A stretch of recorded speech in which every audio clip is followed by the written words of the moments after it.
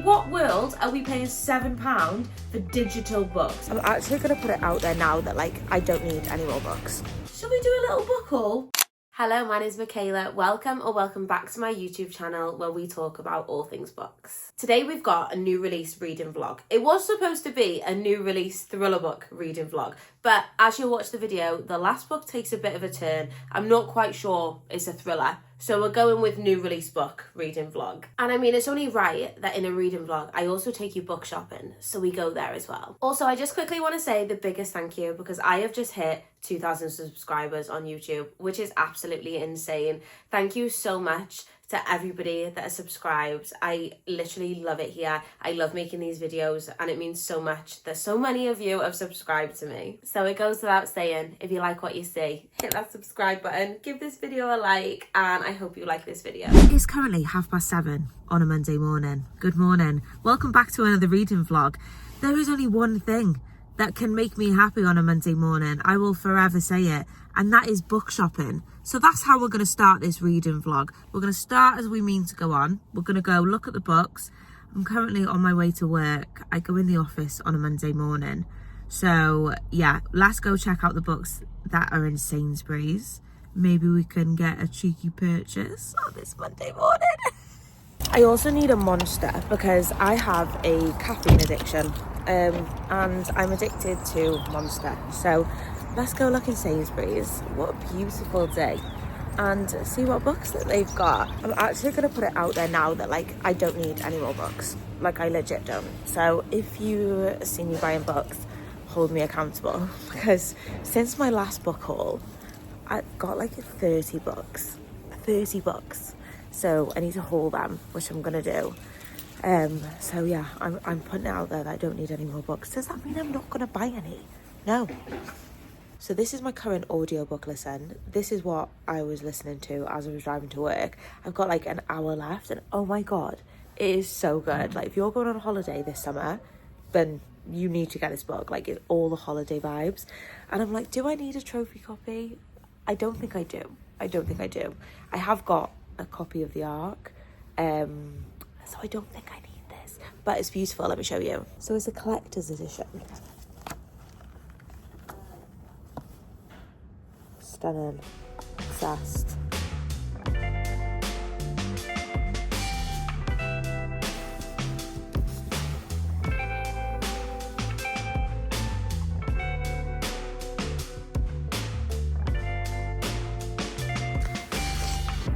I also read this book last week and I enjoyed it. The end didn't let me down, but it was fine. Like, I enjoyed it. It was a good domestic thriller.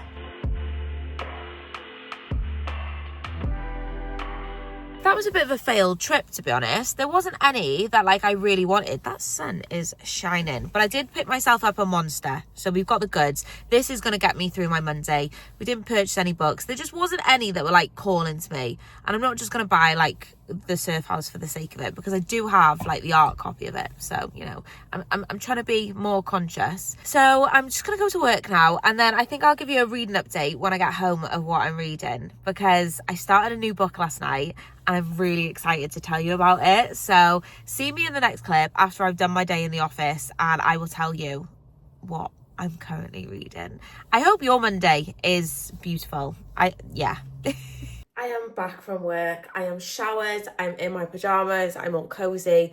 I'm going to do my evening skincare and I'm going to give you a reading update. I'm going to talk to you about the book that we're going to start the reading vlog with, and that is Burn After Reading by Catherine Ryan Howard. So let me tell you about this book while I get my skin ready for bed. So I started the book last night and I'm already 120 pages in, and all I can say is consider me intrigued because honestly, I am gripped already. Like, I need to know what is going on. So the book starts out and we meet a girl called Emily, I think her name is. I'll put it on screen if that's not right. And we're told that she had a very successful book. She released a book and it was so successful, like instant bestseller. And her publishing deal that she got was a 2-book deal. So she was basically paid in advance, and they said, this is for your first book and also for your second book. And it's been like 4 years and she can't write her second book. Like, she's got writer's block. She literally can't write a book. And because it's been so long, she's kind of hoping that like her agency, they've not been in contact with her in such a long time that they've just forgotten about it and they're not going to ask her for this money back because like the money's long gone. She's spent it. But obviously that's like not what happens. And one day her publishers email her and they're like, right, we need to meet up with you. We need to have a conversation. So she goes to meet up with them and they're like, where's our second book? You owe us £25,000. And like I said, she hasn't got 25k. So they try to come up with a deal with her and basically say that they mainly focus on non-fiction now. And they offer her the chance to be a ghostwriter for a man who was accused of killing his wife. He says he didn't do it, but everyone thinks that like he's definitely guilty. Basically, this guy's house was like up in flames, so he runs in to save his wife, claims he couldn't save her, but once like the fire investigators had been, they were like, she was dead long before the fire started, so like husband is automatically number one suspect. They now want Emily to ghostwrite his book. So I mean, she kind of hasn't got a choice really, has she? She's kind of in between a rock and a hard place. So she's like, yeah, sure. And she packs her bags and she goes off to Florida. And that's all I'm going to tell you. And to be honest with you, that is all that's happened so far. Not much has actually happened other than that, but that is the synopsis. But like, I'm just so intrigued to see where it's actually going to go and like what's going to come out. And like, Emily is definitely hiding a secret. You can feel that as well. So I really like Catherine Ryan Howard's like style of writing as well. Like, her writing is so easy to read. I've enjoyed quite a lot of her thrillers now. And yeah, this is her new release. So this comes out in April, I think. But this isn't being released in America. And I've heard it's because it's got similarities to the O.J. Simpson case. But that's what I've heard. Don't shoot the messenger, right? I don't know if that's true or not. That's just what I've heard. So yeah, I'm intrigued to see where it's going to go because I literally can't see what I'm doing right now. I am guessing where this is going. I am blind without my glasses. So I'm going to try and get a good chunk read tonight. I should get over halfway tonight, to be honest. And then if I've got some thoughts, I'll come back and give you them. Or if not, I'll come back and give you my final review when I've finished with it. Honestly, I just want to like curl up on the sofa. Like, because I've been in the office all day, the rest of the week I work from home. And like, I feel like I'm all socialised out. Like, I literally feel like I haven't stopped talking all day. And listen, I love to chat. I'm a yapper. Literally, you can't shut me up. This is why I think I like making like YouTube videos and talking about books so much. I also feel like, have you been like sliding down as I've been like talking to you? I don't know. Anyway, I shall talk to you soon.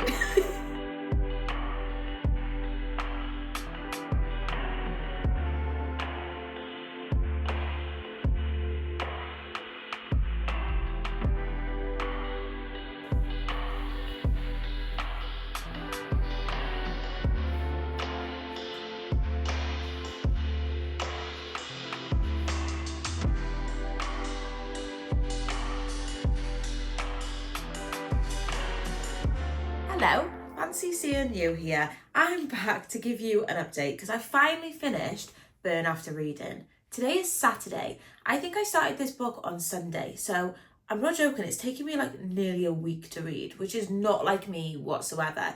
And I don't know whether that's going to be a reflection of what I'm about to say or like just me in general, you know? I'm just going to jump like straight into the review because I told you everything you need to know about the book in the last clip. And honestly, like, I don't feel like you should know anymore. I quite like going into my books blind anyway. So like, I do only try and provide like the bare minimum, you know, that you need to know going into it. And I didn't hate this book. I didn't hate it, but at the same time, I also didn't love it. I don't think the book needed to be this long. To me, the pacing was off. It was nearly 380 pages. And like the first, I want to say 50 to 100 pages were great. And then in the middle, I want to say for like 200 pages, it was just a slog. It was like, okay, where is this going? And then the last like bit of the book, I want to say like the last 50 pages, it was just so fast paced. It actually felt like too fast paced. Yeah, I like feel like the ending was so rushed and it definitely could have been like not made a bit longer. I don't know, I just feel like I wanted a bit more detail. Like, there's still questions that haven't been answered, but I feel like that's not what the author's not trying to leave it on like an open-ended note, in my opinion. Like, I just feel like it was just stuff that was kind of forgotten about, you know? And like, I talk all the time as well about like how sometimes in books, true crime, like if books are based too closely on like a true crime event, it makes me feel a bit icky. And this is very, very heavily inspired by like the O.J. Simpson case. Like you can tell. Overall, there were things that I liked, there were things that I didn't like, and I think I'm gonna give it a 3.5 star rating. Like, I tend to give like books like 3 stars that were just like okay, like average, like a 3-star rating. I did like this a bit more than that, but it's definitely not a 4-star book. So we're going 3.5. Also, this isn't out yet. It comes out in April. Would I say you need to run and buy it? Probably not. But yeah, I don't know. I'm actually really interested to see like what the wider population think of it, because even now I think on Goodreads, with like people just getting advanced copies, the average rating isn't that high. And now it's time to read our next book, which is going to be Bat Eater by Kylie Lee Baker. And this is actually my book club pick for this month. This is Emma's choice this month. Book club is on Thursday, so I need to get a move on and read this. It's quite short, it's less than 300 pages, so hopefully it doesn't take me as long to read as Burn After Reading. I mean, it can't take me as long because we've got book club on Thursday. So I think I'll read a little bit and then I'll come back and I'll tell you a bit about what the book's about, my first initial thoughts, and we'll go from there. How stunning is this cover though? Obsessed. No reading's going to take place today though, as me and Amy are off into Liverpool, and I think we're going to go to Waterstones because like it's just criminal not to. If you've never been to Waterstones in Liverpool, it's my favourite one, and like I'm so lucky that it is like the local one, and I've not actually been in such a long time. I want to say I've not been in like 2 months, so I'm so excited to go. There isn't any books I'm specifically after, but who knows what will take my fancy when we're there, so let's go.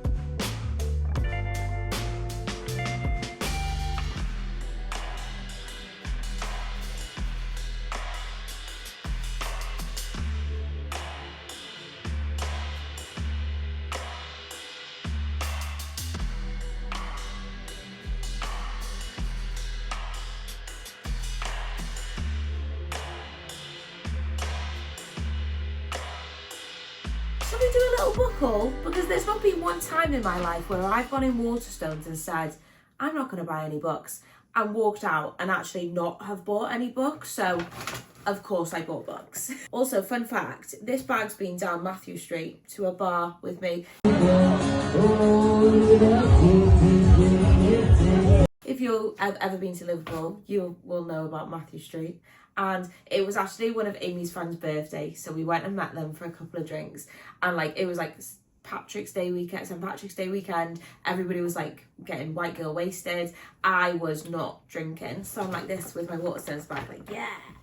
I went in with the intentions of buying no books, but obviously that didn't happen, and I picked up 2, so I mean it could be worse. The first book I picked up is Perfume and Pain by Anna Dawn. I am obsessed with this cover, like pink and green together is like my favourite thing. I love it, obsessed. And it's not just because of Wicked, like I just think these colours go perfectly together, like Elphaba and Glinda. Anyway, I picked up this book because I recently watched one of Hayley Hughes's video. I will tag her down below. She's one of my favourite booktubers, and she gave this 5 stars. She was literally obsessed and said that it was just an amazing book. So of course I had to pick it up because we do have like quite similar taste, I find, in books most of the time.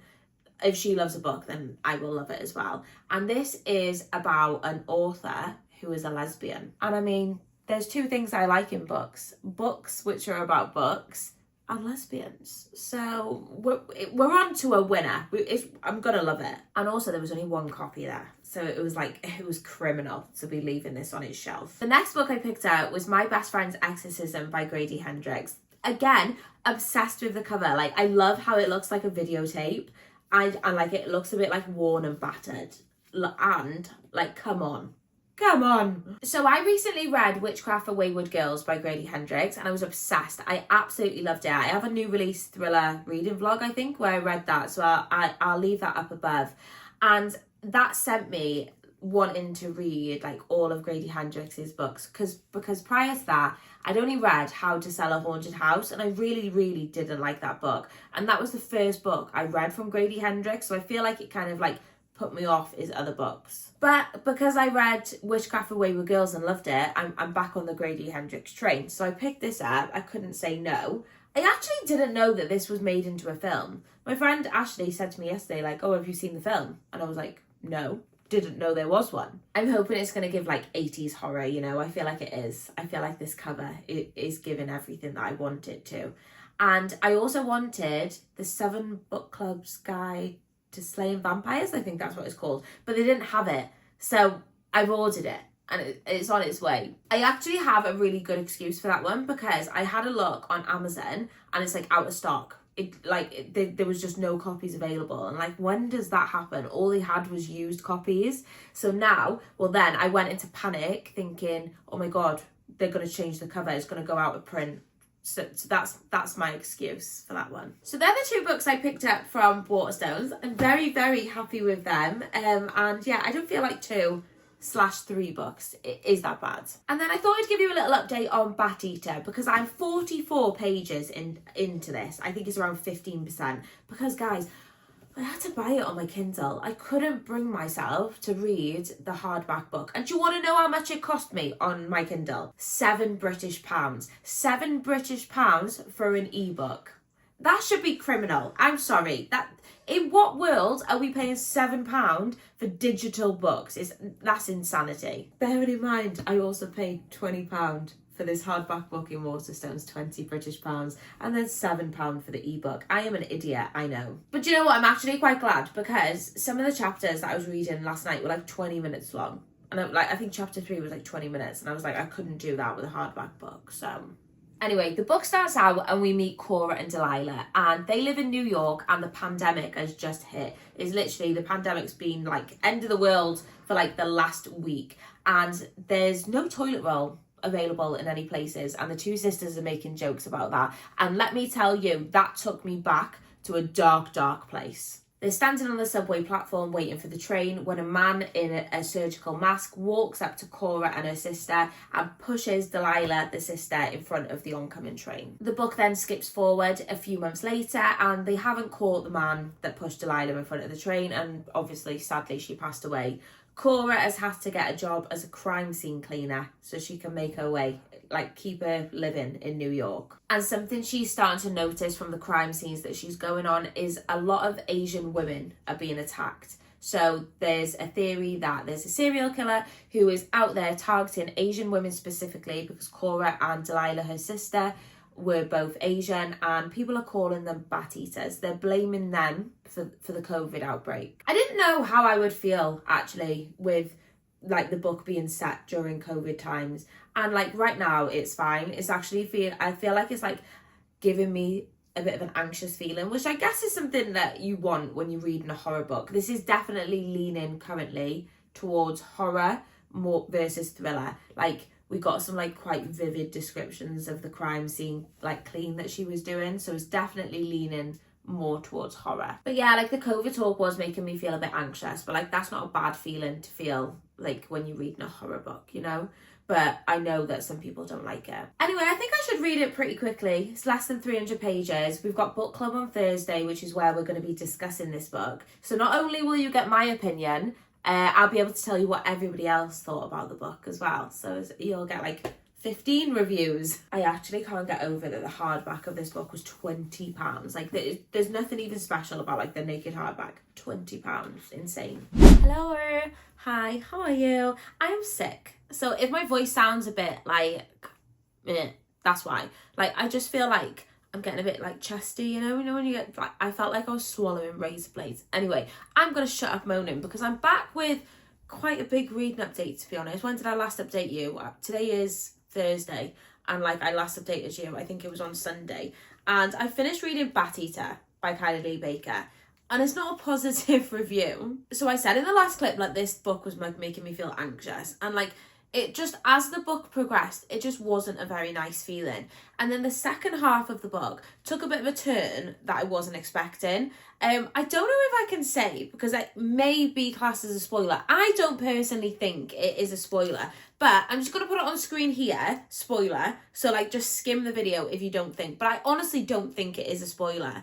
Like, the second half of the book leaned more towards like a ghost story. And I'm just not a big lover of paranormal in my books. I'm not the target audience for it. It's something that I actively dislike in my books. And if a book usually has that in the blurb, it is something I would usually avoid. So like I said, I wasn't expecting it. Okay, that's the spoilers over. Like I said, I don't think it was, but just in case, you know. I think the book had a really powerful message behind it. I understand completely what the author wanted to get across, and she very much did that. This is a book all about racism and how Asian people are treated, not just in COVID, in general. So the critique I'm giving for the book is obviously nothing to do with that. It is more towards what I said before. So unfortunately, I didn't love it. I had to switch to the audio as I was really struggling reading it physically, and I just wanted it to be over. I would have DNF'd it if it wasn't for book club. I just don't feel like I can DNF books for book club, like, especially like when you got to think of questions and things. Like,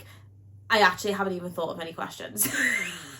So I probably could have DNF'd it. But Emma, who I run the book club with, she loved it. She gave it 4 stars. And also, this book cost me an absolute fortune to read. So yeah, I paid £20 for the hardback. I paid £7 for it on Kindle. And then I used some of my Spotify audio listening hours on it. And at the end of the day, we don't go into books not wanting to like them, do we? So that was never my intention. Of course I wanted to love it, and I am sad that I didn't, but it has got glowing reviews, so it's definitely a me problem versus the books. Like, it's not a book problem. And then when I finished this book, I finished it on Tuesday, I picked up another book. I don't need to tell you about that. So I picked up You Are Fatally Invited by Ande Pliego, and we are reading this for my online book club. The link's in the description if you want to join. And I'm sad to report that I've DNF'd it. I couldn't do it, guys. I was putting myself in a slump. I think going from Bat Eater, which I didn't really enjoy, straight into this, where I read 25% of it, and I really wasn't enjoying it. I could feel myself slumping, and I was like, nope, this needs to stop. We're dipping out. So the book follows a group of thriller authors who have been invited to this famous author's private island. And this famous author has put together like games and challenges that are based on like your typical tropes that are in thriller books. And nobody knows who this author is. This author has been like anonymous for his whole career. And like, the premise sounds unreal. Like, literally, I was so excited to read this. If you've seen my March TBR video, I'll put that up above. I was so excited to read this. I was like, it's going to be a 5-star. But I'm coming crawling back and telling you that, yeah, I DNF'd it. And the reason I DNF'd it was I was so confused. I had no idea which character was which. There was so many people being introduced. I was so confused. And I feel like after 25%, like, you should have a good feel for the book and if you're gonna like it or not. And unfortunately, I didn't have that feeling. I didn't want to carry it on. The characters were all reading like very samey to me. They didn't have like, I didn't feel like they had distinct personalities, which may have changed as the book had gone on, but I didn't want to slump myself. I actually got a couple of my friends to spoil it for me because they had read it. So I got them to spoil it for me, and it did sound good. The ending did sound good, to be fair, but I couldn't do it. So that's a bit bloody negative, isn't it? I hate being negative. I really, really do. Like I don't like giving books bad reviews, but I always think it's important. I say it all the time. I do think it's important to say why you don't like a book, because the reason I didn't like it could be the reason that somebody else loves it. So obviously this is just like my opinion, my irrelevant opinion. So I DNF'd that last night and I was like, God, right, what am I going to pick up? What can save me from this feeling? So this morning I thought, do you know what? Screw it. I'm going to download Sunrise on the Reaping, the new Hunger Games book, because I've got FOMO. When this was released, I think it only got released like yesterday or the day before, I was like unsure if I was going to read it. Like over the last couple of weeks I was like, oh, I don't know, but I've seen everybody reading it and saying how much they're loving it, and I just got FOMO. So I was like, we'll give it a go. So unless you've been living under a rock and you don't know what this book is about, it's essentially a prequel to the Hunger Games. So in this we're following Hamish's story. So we're following him as he took part in the Quarter Quell as he was a child, and obviously we see Hamish in the films as he's a lot older, so we're going back in time. I'm not very far into it, I'm only 15% into it, but at the minute it's just giving me like the first Hunger Book Game vibes. Like it's giving me like that nostalgic feeling of like when Katniss got chosen. So this was not planned. This was not in my reading vlog plans, but it's a new release. Is it a thriller? I don't think it is a thriller, is it? But we're going off piste. It's my channel. So I'll come back when I've read this, and I'll also come back and tell you once we've been to book club and what everybody else thought of the book. Pray for me that I feel a bit better. I've also got to go to physio now because I've got dodgy knees. So, you know, aging is great. I am back with the last reading update of this vlog because I have finished Sunrise on the Reaping, and I think it only took me around 2 or 3 days, I want to say, to read. And let's get into the review. I have seen everybody saying that this book made them cry, and I kind of knew going into it that it wasn't going to make me cry because, being real, nothing really makes me cry. If I tell you I've cried, then just know that like it's really, really emotional because I like have a black heart. I don't cry at anything. But like that didn't affect my enjoyment. I still really, really did enjoy this book. Did I feel like I needed it? Probably not. But I still had a good time reading it, and I don't have any regrets reading the book. I'll be interested to see actually where Suzanne Collins takes this next time, because the book kind of finishes and then there's still some stuff, I guess, that I would kind of like to know. So if another one did come out, I would read it. And I will 100%, of course, be watching the film. Because, I mean, the films are just epic, aren't they? It's not very often, like, films do the books justice, but I think The Hunger Games is an exception to that. I think it's incredible. So we're going to land on a 4-star, which I'm really happy with. I'm happy with that rating. I just don't think anything will ever live up to, like, reading the first book, like, ever that came out. Like, that was incredible. Nothing will ever compare to that. Like, the reading experience for that was top tier. So one of my friends asked me if I think that you could read this book even if you haven't read the other Hunger Games books and you've only seen the films. And I think, yeah, like, I can't exactly 100% remember reading any other of the Hunger Games book apart from the first one. Like, when I was reading the book, I was seeing the film in my mind. So I definitely think you could read this only like having watched the films, not actually read the books. So overall, I would say this was like a bit of an average turnout, I guess. We got a 3.5 star for Burn After Reading, 2 stars for Bat Eater by Kylie Lee Baker. We got a DNF for You Are Fatally Invited, and 4 stars for Sunrise on the Reaping. So I mean, it could have been worse. I've already got my next reading vlog planned. It's really exciting. It's one I've not done before, and I'm going to be starting it immediately after this video. So keep your eyes peeled for that. Thank you, as always, for watching. Please hit that subscribe button, and I shall see you next time.